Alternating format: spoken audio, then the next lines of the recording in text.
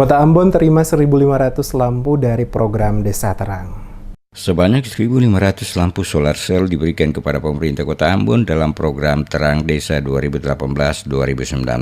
Wali Kota Ambon, Richard Lonapesi menyatakan Pemkot Ambon mendapatkan bantuan 1.500 lampu solar cell dari Gerakan Nelayan Tani Indonesia atau GNTI yang nantinya akan dipasang pada lokasi-lokasi atau jalan yang masih gelap dan belum ada lampunya pada wilayah Kota Ambon. Bantuan yang diberikan ini, kata Wali Kota, sebagai bentuk tanggung jawab pemerintah Joko Widodo lewat program seluruh desa di Indonesia Terang. Sesuai rencana, dalam minggu ini, kata Wali Kota, ribuan lampu tersebut akan tiba di Ambon dan langsung dilakukan pemasangan ke sejumlah lokasi, diantaranya Kecamatan Lei Timur Selatan, Telaga Kodo, Air Low, Seri, dan Kudamati Atas. Diharapkan dengan terpasangnya 1.500 lampu solar cell ini memberikan manfaat bagi masyarakat kota dan mewujudkan Ambon terang di tahun 2020.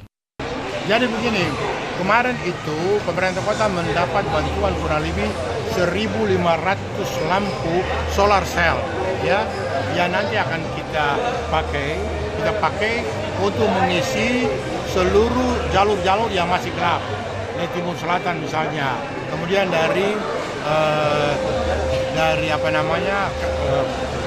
Telaga Kodo itu sampai ke Air Ali, lalu juga kita pakai dari Air Low sampai ke Seri, lalu kemudian juga di Kudamati Atas. Dari semua tempat-tempat yang gelap itu kita akan isi supaya betul-betul dia akan berguna dan bermanfaat bagi masyarakat. Ya.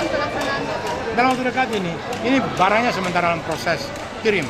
Ya, sebelum pemilu, Pak, apakah? Ya, saya berharap sebelum pemilu, ya untuk itu. Karena ini kan sama sekali tidak ada kaitan dengan soal pemilihan presiden dan pilihan enggak. Ini permohonan dari kita pada bulan Desember, lalu ini dibantu itu.